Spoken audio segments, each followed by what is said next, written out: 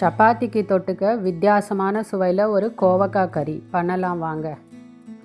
1/4 kilo கோவக்காய், 2 உருளைக்கிழங்கு இந்த மாதிரி நீல வாக்கில் கட் பண்ணி எடுத்துக்கோங்க. இப்போது மசாலா ப்ரிப்பேர் பண்ணலாம். வறுத்த நிலக்கடலை 1/4 கப், டெசிகேட்டட் கோகனட் 3 டீஸ்பூன், சோம்பு 1 டீஸ்பூன், மிளகாய் பொடி 3/4 டீஸ்பூன், ஜீரா பவுடர் 1/2 டீஸ்பூன், கொத்தமல்லி powder 1 teaspoon, amchur powder 3/4 teaspoon, வெள்ளையல் 1 டீஸ்பூன். தண்ணி சேர்க்காம பல்ஸ் மோடில் கொரப்பாக அரைச்சிக்கோங்க.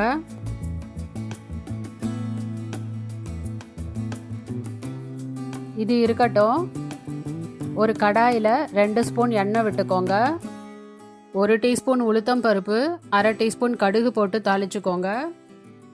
அதோட கருவேப்பிலையும் சேர்த்து தாளிச்சுக்கோங்க. இப்போது நறுக்கின உருளைக்கிழங்கை சேர்த்து 1 நிமிஷம் வதக்குங்க. மூடி போட்டு கொஞ்சம் சாஃப்டாகிற வரைக்கும் குக் பண்ணுங்க. இப்போது உருளைக்கிழங்குல ஸ்லைட்டாக ரெட்னஸ் வந்துடுது. இதோட நறுக்கி வச்ச கோவக்காயை சேர்த்துக்கோங்க. ரெண்டத்தையும் நல்லா சேர்ந்து கலந்து விடுங்க.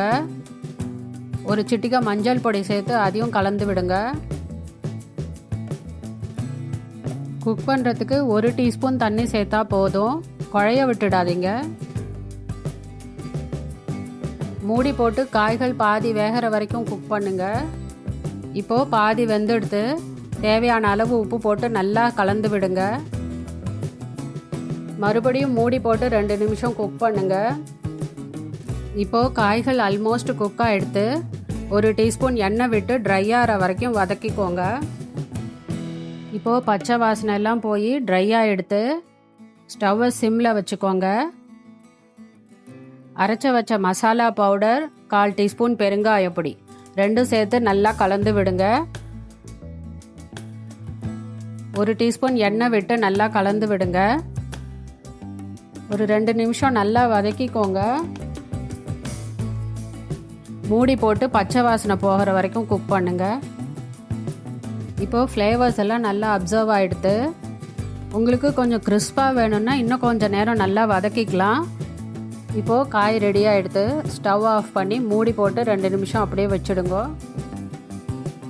சூப்பர் டேஸ்டி கோவக்காய் கறி பரிமாறுறதுக்கு ரெடி ஆகிடுது.